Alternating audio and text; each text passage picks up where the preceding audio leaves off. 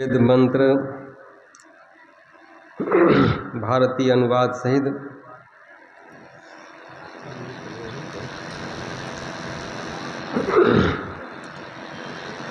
पंडित वैदेही शरण दुबे लिखित वैदिक विहंगम योग से संग्रहित।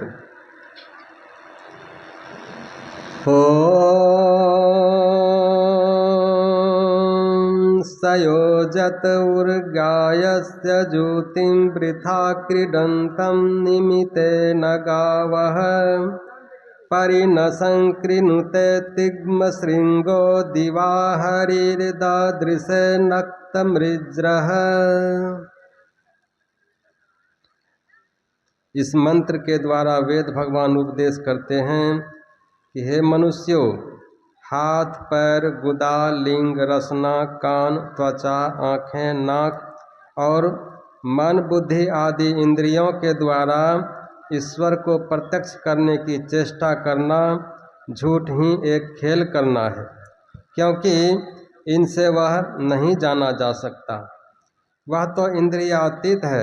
हाँ, वह पूर्व मंत्रोक्त परमहंस योगी उस अनाहत नाद से संपन्न परमात्मा को, जिसकी ज्योति शरीर के बाहर और भीतर चंद्र सूर्य आदि अनेक लोकांतरों में तेज और नाना प्रकार की ज्योतियां प्रकट करती है, और उस सोम को जो विस्पष्ट प्रकाश से युक्त होकर दिन और रात प्रकाशित होता है, प्राप्त करते हैं।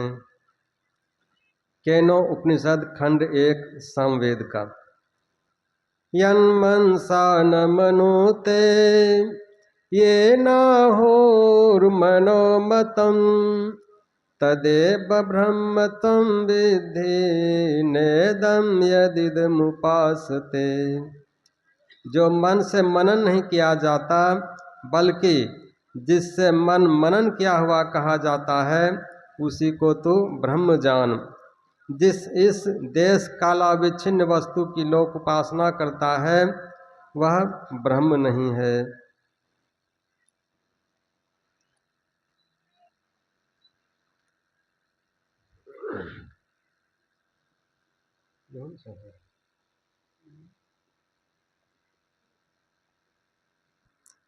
भाग दूसरा, कबीर साहब की वाणी।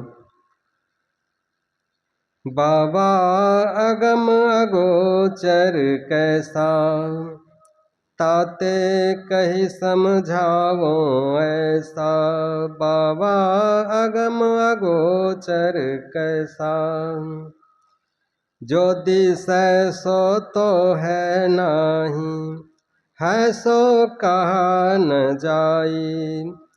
सैना बैना कही समझावो, गूंगे का गुर भाई। बाबा अगम अगोचर कैसा, दृष्टि न दिसै मोष्टि न आवे। बिन से नाही न्यारा, ऐसा ज्ञान कथा गुरु मेरे। पंडित करो विचारा, बाबा अगम अगोचर कैसा। बिन देखे परतीत न आवे, कहे न को पतियाना। समझा हो ये सो शब्द चिन्ह, अचरज हो ये आयाना। बाबा अगम अगोचर कैसा, कोई ध्यावे निराकार को, कोई ध्यावे सकारा। वह तो इन दो ते न्यारा, जाने जानन हारा। बाबा अगम अगोचर कैसा, काजी कथे कतेव पुराना। पंडित वेद पुराना, वह अक्षर तो लखा न जाए। मात्रा लगे न काना, बाबा अगम अगोचर कैसा। नादि वादि पर न गुण बहु चतुराई भी न कहे कबीर सो पर न परले नाम भक्ति जिन चीना बाबा अगम अगोचर कैसा।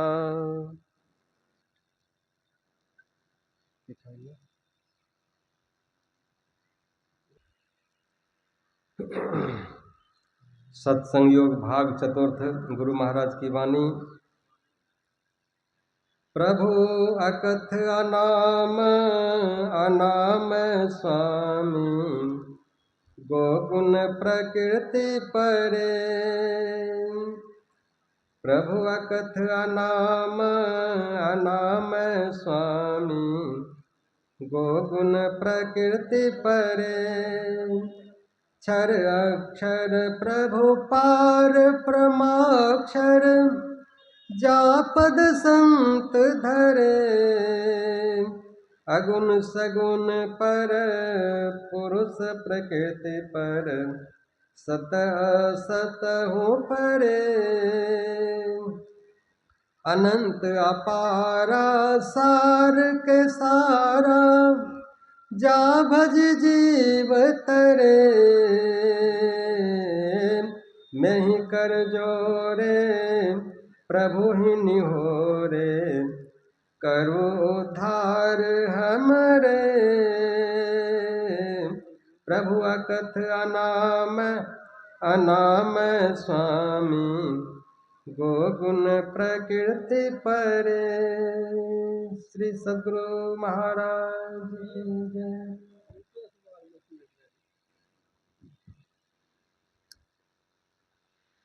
श्री सद्गुरु महाराज की जय।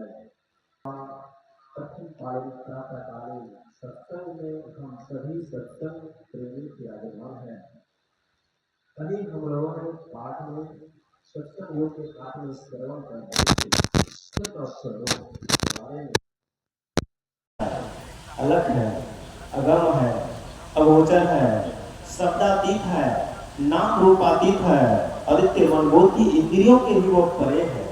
ऐसे महान ईश्वर स्वरूप का ज्ञान कौन कराएगा?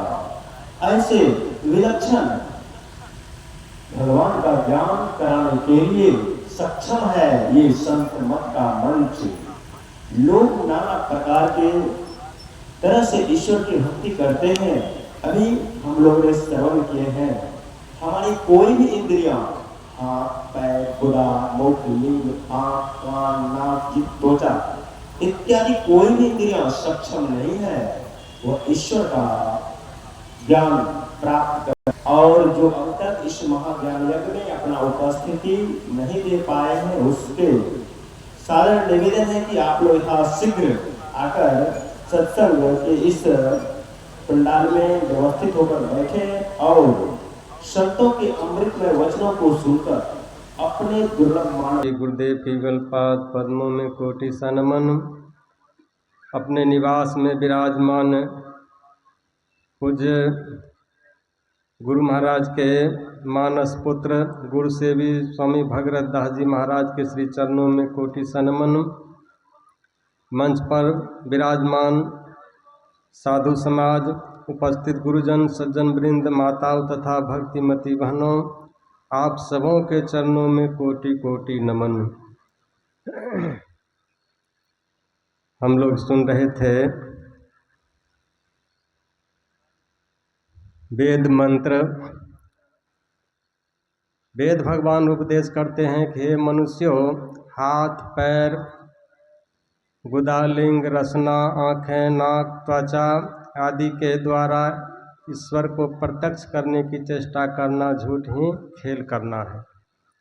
यानी हम लोग जो पूजा करते हैं हाथ से वह खेल करते हैं, भजन गाते हैं खेल करते हैं, और तीर्थों में जाते हैं उछल कूद करते हैं नाच गाते हैं तो वह भी खेल करते हैं। सही भक्ति नहीं है। क्यों नहीं है? तो ईश्वर इन इंद्रियों के द्वारा प्राप्त होने योग्य नहीं है। और इंद्रियों के द्वारा प्राप्त होने योग्य नहीं है। हम लोग जो बाहरी पूजा पाठ में मन लगाते हैं तो यह पूजा पाठ हम लोगों का बिल्कुल बेकार भी नहीं जाता, ऐसी बात नहीं बेकार जाता सो भी नहीं, लेकिन कुछ आधार है। आधार क्या है? तो जैसे बच्चा शुरू में पढ़ता है अ से अनार, क से केला, इसी तरह से हम लोग जो पूजा पाठ करते हैं अ से अनार के रूप में पूजा करते हैं, देवी देवताओं को कुछ चढ़ाते हैं। सबसे छोटी बुद्धि का जो काम है, जो प्रथम की पूजा है, वह क्या है? पूजा है। देवी देवताओं के मंदिर में जाके फल फूल चढ़ाना, प्रणाम करना, यह है। असल में परमात्मा हमारे अंदर है और अंदर में जो है जीवात्मा भी है। तो जीवात्मा परमात्मा दोनों अंदर में है और जीवात्मा ही परमात्मा को प्राप्त कर सकता है और वह परमात्मा सर्वव्यापक होने के कारण अंदर बाहर सब जगह है, लेकिन हम लोग देखते नहीं हैं। कबीर साहब इसी शब्द को कहते हैं, बाबा अगम अगोचर कैसा? अगम अगोचर है, यानी इंद्रियों से उसको नहीं छू सकते, प्राप्त कर सकते हैं। अगोचर देख नहीं सकते। अगम अगोचर कैसा? ताते कहीं समझावो ऐसा। जो दिसे सो तो है नहीं, है सो कहा न जाए। जो दिखता है वह नहीं है, जो है वह कहा नहीं जाता है। दिखता क्या है? तो दिखता संसार की सत्ता जो दिखता है, जितना जीव है, सभी प्राणी है, तो सब परमात्मा की शक्ति से चलता है, दिखता है। और हम लोग जीवात्मा जो है, यह शरीर नश्वर प्राप्त करके दिखते हैं, लेकिन अस्थाई रहते नहीं। अस्थाई रहने वाला परमात्मा है, लेकिन वह दिखता नहीं है। जीवात्मा अस्थाई है, दिखता नहीं है। दिखेगा कैसे? तो जीवात्मा को वह ज्ञान नहीं। जीवात्मा परमात्मा की ओर जाकर के परमात्मा को प्राप्त कर सकता है। जैसे हम लोग अभी जो दिशे सो तो है नहीं, बना है रुई से, लेकिन रुई से बना है धागा, धागा से बना है गमछा, तो हम लोग इसको अब गमछा कहते हैं, रुई नहीं कहते हैं। है असल में क्या? रुई। रुई की सत्ता से गमछा बन गया है और रुई को कोई जानता नहीं है, कोई बोलता नहीं है, कहता नहीं है। उसी तरह से परमात्मा की सत्ता से यह सृष्टि चल रहा है और परमात्मा को कोई जानता नहीं, उसका नाम नहीं जानता है। वो कैसा है? तो अगोचर है, अगम है। कबीर साहब कहते हैं, अनगढ़िया देवा कौन करे तेरी सेवा। उसको गढ़ नहीं सकते, बना नहीं सकते। तो जैसे जो परमात्मा दिखता नहीं है, जीवात्मा को भी नहीं देख सकता, हमारे अंदर में। तो मन बुद्धि आदि इंद्रियां जो नहीं काम कर रही है, तो इंद्रियों से जो परे है, यानी जीवात्मा ही परमात्मा को देखने का काम कर सकता है। तो गुरु महाराज कहते हैं, जो जीवात्मा अंदर में है, परमात्मा भी अंदर में, तो अंदर से ही अंदर मिलेंगे, परमात्मा को अंदर में ही प्राप्त करेंगे, अपने अंदर में। हमारे गुरु महाराज कहते हैं, निज तन में खोज सज्जन, बाहर न खोजना, अपने ही घट में हरि है, अपने में खोजना। उस परमात्मा को कहाँ खोजो? तो अपने में खोजो, बाहर में नहीं। अपने में खोजेंगे तो मिलेगा। रास्ता कहाँ है? दो नैन बीचों बीच सन्मुख, एक टक देखत रहो, आप ही वह बिंदु झलके पट गिरा निरखत रहो। अपने में देखना और अपने अंदर वह रास्ता है, कहाँ? तो बिंदु में। दो नैन बीचों बीच सन्मुख, दोनों आंखों के बीच में वहां जाने का रास्ता है। आप ही वह बिंदु झलके पट गिरा निरखत रहो। अपने आप जो गुरु महाराज युक्ति बताए हैं, संत महात्मा युक्ति बताए हैं, उस युक्ति से अगर हम लोग मनोयोग पूर्वक ध्यान लगाएंगे, तब परमात्मा का सूक्ष्म सगुण रूप, बिंदु जो सूक्ष्म है सगुण भी है, यानी जो अंदर में है लेकिन दिखाई नहीं पड़ता है, सूक्ष्म और सगुण है, उसको देखेंगे। यह जीवात्मा जो परमात्मा का अंश है, तो जीवात्मा को देखने के लिए जीवात्मा ही सक्षम है। तो इस जीवात्मा को देखने के लिए हम लोगों को जो परमात्मा की ओर जाना है तो जीवात्मा परमात्मा से आया है। जीवात्मा जब आया है तो संसार में पसर गया है। पसर गया किस रूप में? तो जैसे हम लोग अक्षर लिखते हैं, अक्षर जैसे शुरू करते हैं, जहाँ कलम रखते हैं तो कलम जहाँ रखते हैं वहाँ पहले बिंदु होता है, बिंदु पर से घिसना शुरू करते हैं तब अक्षर बनता है। और अक्षर पसर गया, बिंदु से शुरुआत हुआ, अक्षर पसर गया, उस अक्षर को फिर समेटना चाहेंगे तो समेटते समेटते बिंदु पर आएंगे तब अक्षर सिमट जाएगा। उसी तरह से यह जो शरीर बना है बिंदु से बना है, और शरीर में हमारा सभी इंद्रियों में मन पसर गया है। तो शरीर में जो मन पसर गया है, सब तरफ से मन को समेट करके एक बिंदु पर लगाएंगे, तीसरा नेत्र में लगाएंगे, आज्ञा चक्र में लगाएंगे, तब यह सिमट करके परमात्मा की ओर जाएगा। तो वहाँ से जो रास्ता आरंभ होगा तब हम लोगों का कल्याण होगा। उसी रास्ते पर चल करके हम लोग परमात्मा को प्राप्त कर सकते। मोते कछु न वसाय, अव्यक्त रूप में कण कण में विराजमान 20वीं शताब्दी के महान संत सदगुरु महाराज के युगल चरणों में कोटि कोटि बार प्रणाम। अपने निवास में विराजमान पूज्यपाद के श्री चरणों में कोटि कोटि बार प्रणाम। तीर्थों को पावन करने वाले मुंडमंगलमयी संत समाज, सत्संग में आए हुए सत्संग प्रेम महानुभाव, भक्तिमती माता एवं करुणामयी भाव,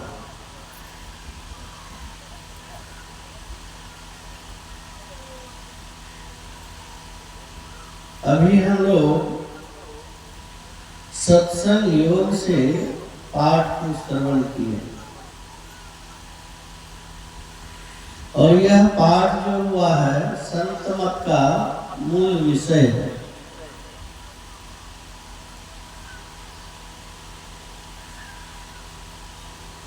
किसी बाराती में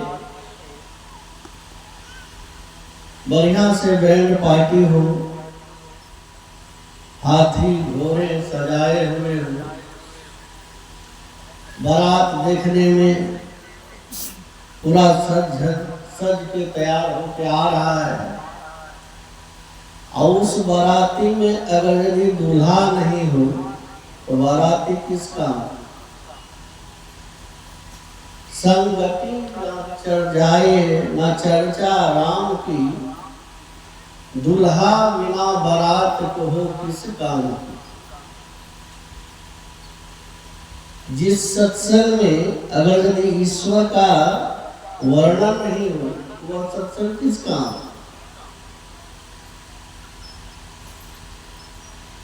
अभी हम लोग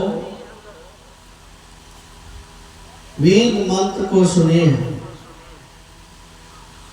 उसमें क्या सुने? ओम सयोजतः उर्गायस्य ज्योतिं वृथा क्रीडन्तं मिमते नागावः परिणसं क्रीडते तिग्म सिंधो दिवा हरिदर्शे नतमृंजरः।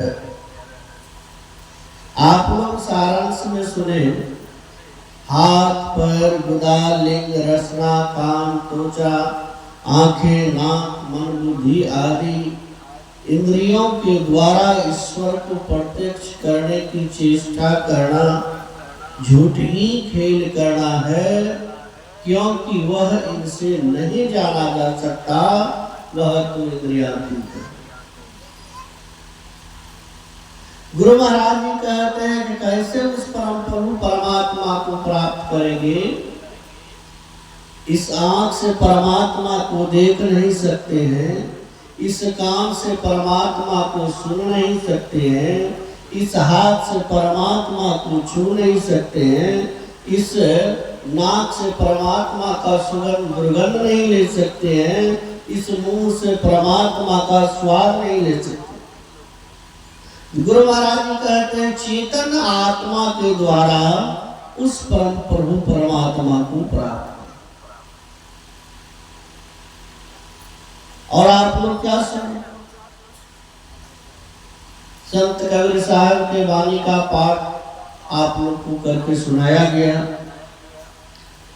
संत कबीर साहब से एक भक्त आते हैं संत कबीर साहब के पास, कहते हैं बाबा अगम अगोचर कैसा, वह परमात्मा कैसा है?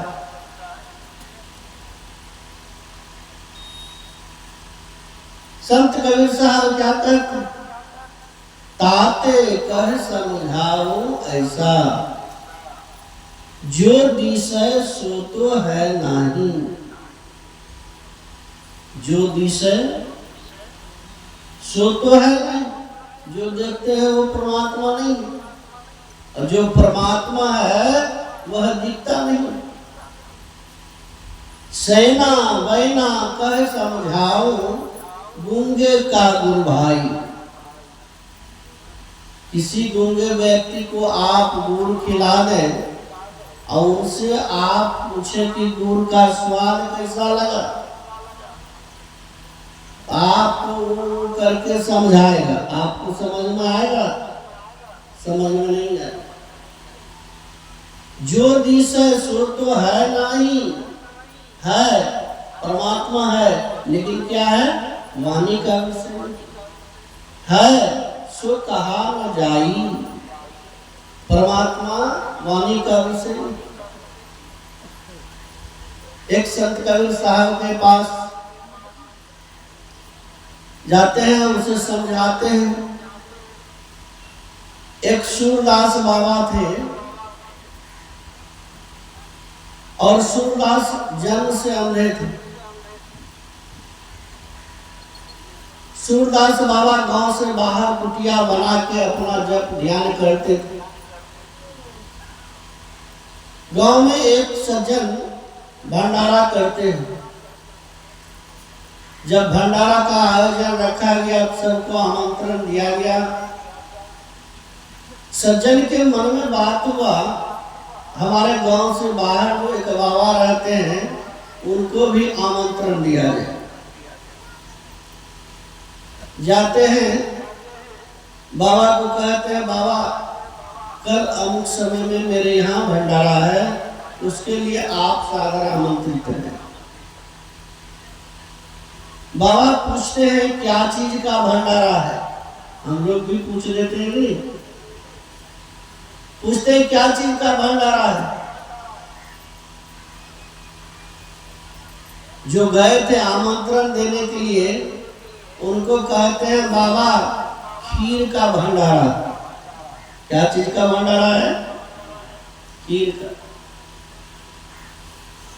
बाबा लगे हाथ, पूछते हैं खीर कैसा होता है? जो जन्म से अंधे हो, लाल पीला हरा उजला कभी देखा नहीं हो, वो पूछ रहे हैं खीर कैसा होता है? आज कहते हैं बाबा उजला होता है खीर। खीर कैसा होता है? उजला होता है। फिर लगे हाथ, सूरदास बाबा पूछते हैं उजला कैसा होता है जी? उसका दिमाग घूम गया। अब कैसे सूरदास बाबा को समझाएंगे उजला कैसा होता है? नदी के किनारे एक बोगला बैठा हुआ था मछली के तलाश में। उस व्यक्ति का दृष्टि बोगला पर पड़ता है। उदाहरण देकर समझाते हैं सूरदास बाबा, तो बाबा उजला जो है बोगले ऐसा होता है जैसा बोगला होता है। फिर सूरदास बाबा कहते हैं बोगला कैसा होता है जी? फिर उसका दिमाग हिल गया, अब क्या करेंगे? एक टेढ़ी लाठी था। कहते बाबा इस लाठी का ऐसा टेढ़ा होता है बोला। सूरदास बाबा हाथ में लेते हैं, टटोल के देखते हैं। टटोल के देखने के बाद कहते जाओ तुम्हारा भंडारा हम नहीं खाएंगे। आज कहते बाबा नाराज हो गए, मेरा आमंत्रण स्वीकार कीजिए। कहते हैं बताओ तुम्हारा हम खीर खाएंगे, तुमसे हम पूछे कि खीर कैसा होता है, तुमने बताया कि खीर उजला होता है। उजला कैसा होता है? तो बोगले का ऐसा होता है। बोगला कैसा होता है? लाठी के ऐसा टेढ़ा होता है। बताओ तुम्हारा खीर खाएंगे, गले में अटक जाएगा, मैं तो मर जाऊंगा। ठीक बाबा कबीर समझाने का प्रयास करते हैं। बाबा अगम अगोचर ऐसा ताते कहीं समझाओ ऐसा, जो विषय सो तो है नहीं है, लेकिन वाणी का विषय नहीं है, सो कहा न जाई, सेना बैना कह समझाओ। अब गूंगे का गुरु भाई, गूंगे व्यक्ति को आप गुड़ खिला दीजिए, पूछिए आम का सीजन आ जाए, आम खिला दीजिए, पूछिए आम कैसा लगा, मीठा लगा, मीठा लगा। प्रत्येक तरह का आम खिलाइए, मीठा मीठा कहेगा, मीठा कैसा है कहेगा कि आप ही खा के देख लीजिए। तो परमात्मा वाणी का विषय नहीं। बीच से हट जाइए, बीच में रहिए, बोलिए प्रेम से। एक सेठ जी थे,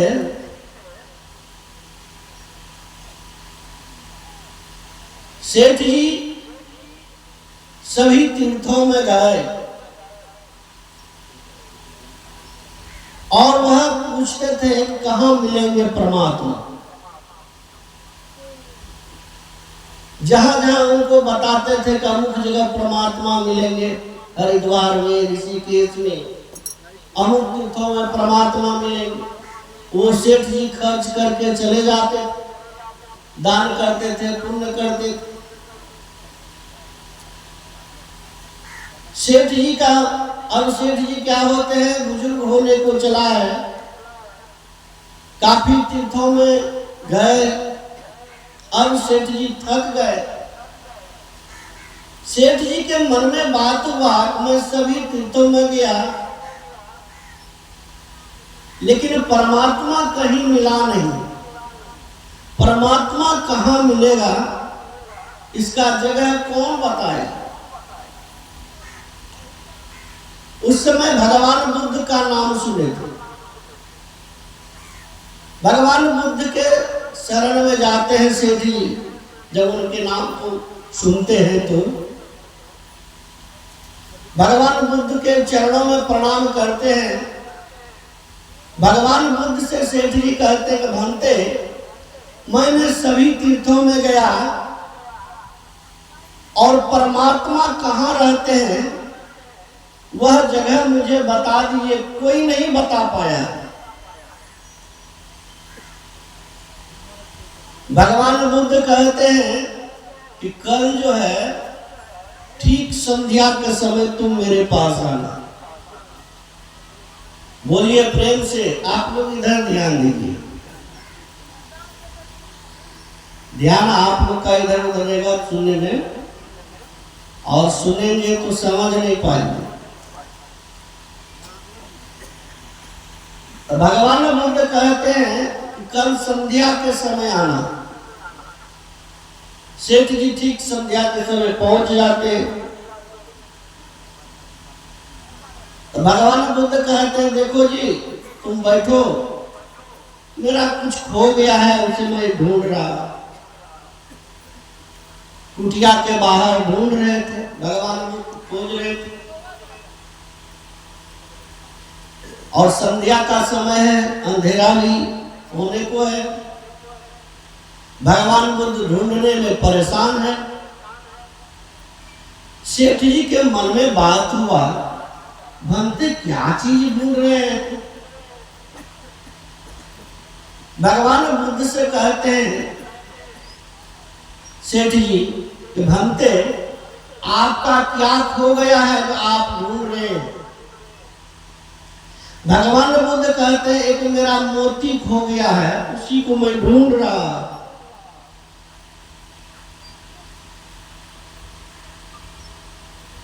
तब तक में अंधेरा हो जाते हैं। अंधेरा होने के कारण भगवान बुद्ध शिला पर बैठ जाते हैं। इस दृश्य को जो भगवान बुद्ध के दो शिष्य देख रहे थे, आपस में दोनों शिष्य बात करते हैं। भगवान बुद्ध क्या बोल रहे थे? भगवान बुद्ध के दो शिष्य कहते हैं, सेठ जी के प्रश्न का उत्तर दे रहे थे।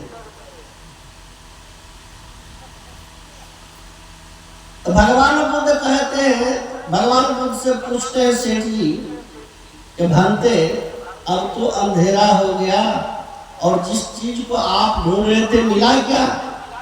कहते हैं, देखिए जी, मिला तो नहीं, लेकिन अब जो चीज को मैं ढूंढ रहा था, मोती को, अब मुझे ख्याल में आया, वह मोती को मैंने गांठ में बांध के कुटिया के अंदर रखे। कहाँ रखे मोती को? गांठ में बांध के कुटिया के अंदर रखे। सेठ जी कहते हैं, भंते, मोती को आप गांठ में बांध करके कुटिया के अंदर रखे हैं और उस मोती को आप इस झाड़ी में खोज रहे हैं, आपको कभी मोती मिलेगा? भगवान बुद्ध कहते हैं, ठीक उसी प्रकार परमात्मा तुम्हारे अंदर है और परमात्मा को खोजने के लिए तुम बाहर में भटक रहे हो, क्या तुम्हें परमात्मा मिलेगा? गुरु नानक देव जी महाराज के वाणी में, काहे रे बन खोजन जाई, सर्व निवासी सदा अलेपा, तू ही संग समाई। पुष्प मदिज्यो बास बसत है, मुकुर माह जैसे छाई, तैसे ही हरि बसे निरंतर, घट ही खोजो भाई।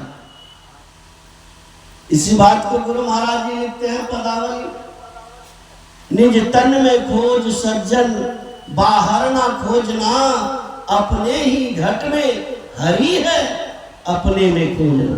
कहाँ खोजने के लिए कहते? बाहर। बाहर में मिलेगा? नहीं मिलेगा। तो क्या करना होगा? बहुत सारे मंत्र हैं, 60 करोड़ महामंत्र बताया गया है और 60 करोड़ महामंत्र में सर्वश्रेष्ठ मंत्र वह मंत्र गुरु मंत्र है। वह मंत्र कौन सा मंत्र है? गुरु मंत्र।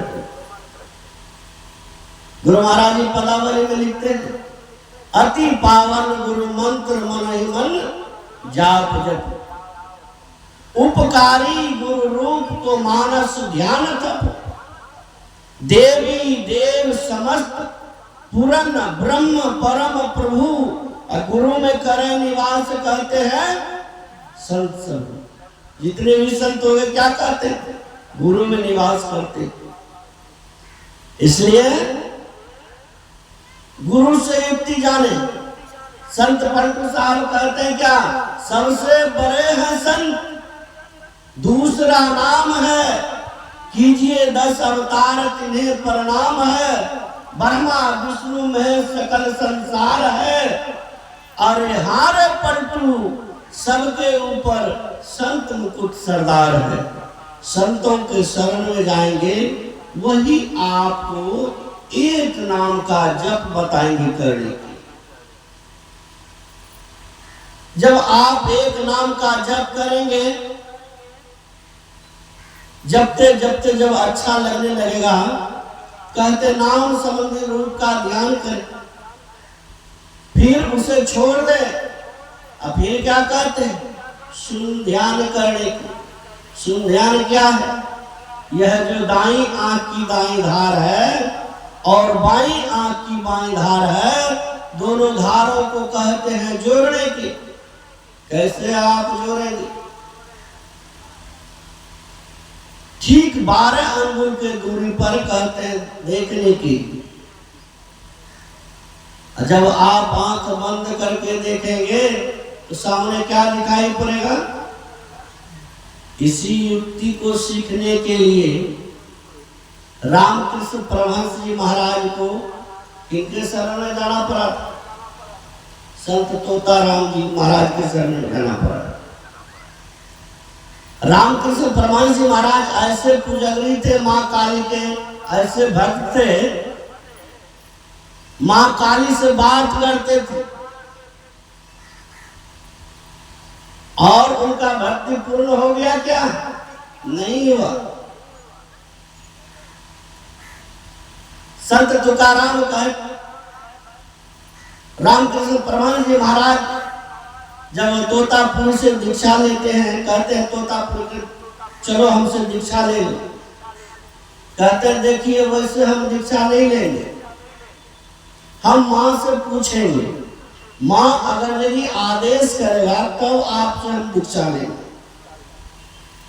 माँ काली के पास आते हैं, कहते माँ एक महात्मा जी आए हुए हैं, तोतापुरी नाम है, कहते दीक्षा लेने के लिए क्या करें? माँ काली कहती है बेटा वह मेरी प्रेरणा से यहाँ आया है, तुम उससे दीक्षा ले लो। क्या दीक्षा बताते? वही दोनों धारों को जोड़ने के लिए बताते। और जब दोनों धारों को जोड़ते हैं तो सामने क्या आता है? माँ काली का ख्याल आ जाता है। तो संत तुकाराम ये रामकृष्ण परमहंस जी महाराज को कहते हैं तोतापुरी क्या जी देख रहे हो सामने में?